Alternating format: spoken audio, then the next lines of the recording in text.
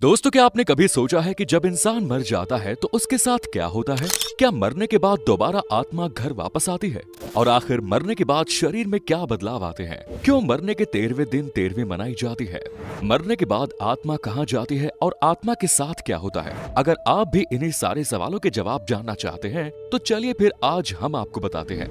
हर कोई यही जानता है और यही मानता है कि जिंदगी एक बार मिलती है, लेकिन हकीकत तो ये है कि इंसान को मौत भी एक बार ही मिलती है। मरने के बाद इंसान को दोबारा कभी जिंदगी वापस नहीं मिलती।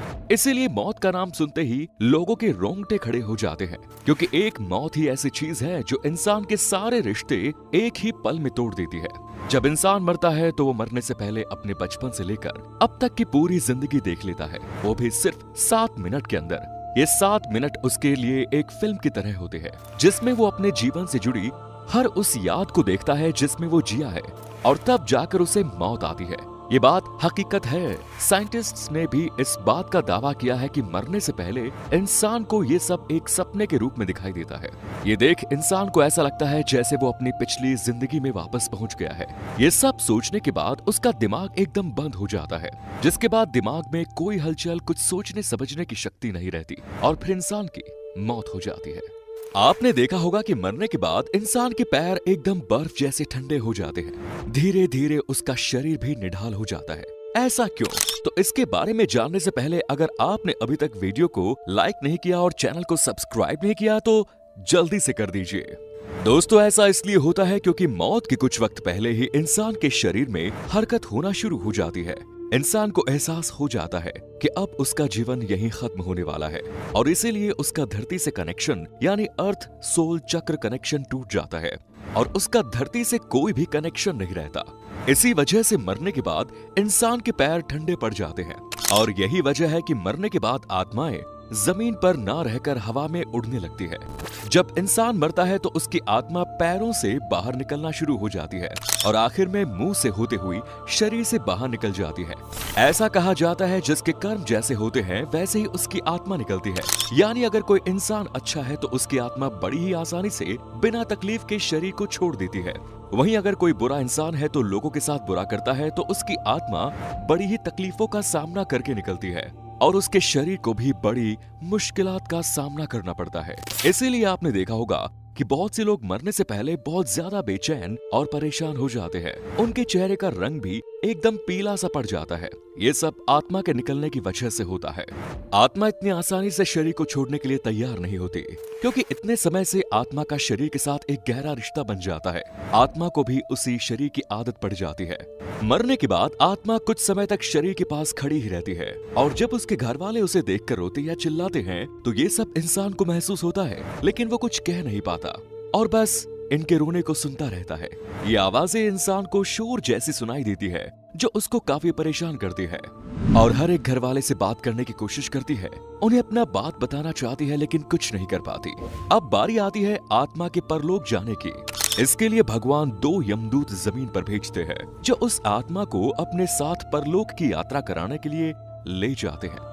यमदूत उन्हीं लोगों के साथ बुरा बर्ताव करते हैं जो पापी होते हैं या फिर दूसरों के बारे में हमेशा बुरा सोचते हैं। इसके बाद दोनों यमदूत उस आत्मा को अपने साथ परलोक लिए जाते हैं। पहले इस आत्मा को एक गुफा से होकर जाना पड़ता है, और फिर बाद में परलोक का रास्ता दिखाई देता है। लेकिन इस रास्ते से पहले ही आत्मा को एक नदी जिसका नाम है बैतरणी, इस नदी को पार करना पड़ता है। इस नदी में पानी नहीं होता, बल्कि भड़कती हुई आग होती है। यहाँ पे इंसान के कर्मों का ही हिसाब होता है। जैसे जो कर्म करता है वैसे ही उसके साथ होता है।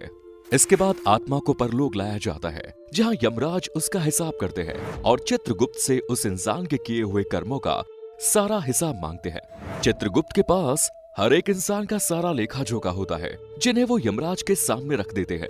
अब यहाँ भी इंसान के कर्म ही उसका साथ देते हैं। अगर कर्म अच्छे होते हैं तो वो एक भला इंसान होता है, तो उसे स्वर्ग में भेज दिया जाता है। लेकिन अगर वो एक बुरा इंसान है जिसने धरती पर बहुत से पाप किए, तो उसे नरक में फेंक दिया जाता है। नरक भी 36 तरह का होता है। ऐसे ही कुछ समय पहले एक आदमी मर गया था, और उसे 2 यमदूत उठाकर अपने साथ ले गए। इस शख्स ने बताया कि जब मेरे अंदर से आत्मा को खींचा गया तो ऐसा लग रहा था जैसे किसी मुलायम कपड़ों को कांटों पर से खींचा गया हो। मुझे बहुत तकलीफ हो रही थी। उसके बाद मुझे परलोक ले जाया गया। वहाँ रास्ते में एक नदी पड़ी, जिसमें आग और बहुत सारे कीड़े मकोड़े थे। मुझे उस नदी को पार करने के लिए कहा गया। अगर मैं उसे पार न करता तो यमदूत मुझे मारने लगते। मैंने बड़ी मुश्किल से उस नदी को पार किया और फिर मैं परलोक पहुंचा, जहां एक बहुत बड़ा दरवाजा था। वो दोनों यमदूत बाहर रुक गए और मुझे अंदर भेज दिया गया। सामने यमराज बैठे थे। उनकी आवाज इतनी खतरनाक थी कि मेरे होश उड़ गए। उन्होंने यमदूत से कहा कि इसे क्यों ले आए, इसका अभी तक वक्त ही नहीं आया। और फिर मेरी आंखों पर पर्दा डाल दिया गया। जब मेरी आंखें खुली तो मैं अपने घर वालों के बीच था। ये एक सच्ची घटना है जो आज से ठीक 10 साल पहले पूरण सिंह के साथ हुई। ये सिर्फ एक ही घटना नहीं, बल्कि साल दर साल साइंटिस्ट्स के सामने ऐसी बहुत सी घटनाएं सामने आती रहती है और ना जाने कितने लोग मौत को छूकर वापस आ जाते हैं। तो वहीं कुछ लोगों का कहना है कि जब वो मर गए थे तो वो एक अलग दुनिया में पहुंच गए, जहां बहुत रोशनी थी। कुछ अलग लोग थे जो उनसे कह रहे थे कि अभी तुम्हारा वक्त नहीं आया है। ऐसे ही और भी लोग हैं जिनका कहना है कि मरने के बाद उन्हें अलग सी चमक, खुशी का एहसास होता था। साथ ही उन्हें बहुत प्यार भी मिलता था। क्या आपने कभी सोचा है कि मरने के बाद इंसान के शरीर को अकेला क्यों नहीं छोड़ा जाता? इस राज के बारे में जानने से पहले इस वीडियो को अगर अभी तक आपने लाइक नहीं किया और चैनल को सब्सक्राइब नहीं किया तो जल्दी से कर दीजिए। गरुड़ पुराण के अनुसार ऐसा माना जाता है कि अगर डेड बॉडी को अकेला छोड़ा जाता है तो उस पर दूसरी बाहरी शक्तियों का नकारात्मक ऊर्जाओं का वास हो जाता है, यानी भूत प्रेत उस आत्मा पर कब्जा कर लेते हैं और पूरी तरह से आत्मा उनके वश में हो जाती है। इसीलिए न रात के समय में शव को अकेला छोड़ा जाता है और न ही दिन के समय में। अब बात करते हैं 13वीं तक पिंडदान क्यों नहीं किया जाता, इससे आत्मा को क्या फायदा होता है। ऐसा कहा जाता है कि जब यमदूत आत्मा को दोबारा उसके घर वालों के पास छोड़ते जाते हैं तो आत्मा बहुत ज्यादा कमजोर हो जाती है, क्योंकि वो बहुत कुछ झेल कर आई होती है और उसके अंदर इतना दम और ताकत नहीं रहता कि वो दोबारा परलोक जा सके। इसीलिए गरुड़ पुराण के अनुसार 10 दिन तक जो आत्मा के लिए पिंड दान करता है उससे अलग अलग शरीर के पार्ट्स की रचना होती है और ऐसे ही 13 दिन तक पिंड दान करने से उसकी आत्मा यमलोक जाने के लिए योग्य हो जाती है। अपने घर वालों के बीच ही मौजूद रहती है, क्योंकि उसके पास वहां जाने की ताकत नहीं होती। और ऐसे ही आत्मा मृत्युलोक से यमलोक के लिए जब जाती है तो उसे 1 साल का समय लगता है और इतने लंबे सफर के लिए 13 दिनों तक जो भी पिंडदान या क्रियाक्रम किए जाते हैं वो इसके भोजन जैसा होता है, जिसके दम पर ये यमलोक का रास्ता पार कर सकती है। इसीलिए पिंडदान करना बहुत जरूरी होता है। अब आप सोच रहे होंगे कि ये बातें हमें कैसे पता? ये सुनने में भले ही एक परियों की कहानी लग रही है, लेकिन ये सब सच है, क्योंकि मरने के बाद का खुलासा खुद गरुड़ पुराण में किया गया, जो कि एकदम सच है। वैसे दोस्तों, क्या आप जानते थे मौत के बाद क्या होता है? और इस पर आपका क्या कहना है? कमेंट सेक्शन में जरूर बताएं। चैनल को सब्सक्राइब जरूर करें। धन्यवाद।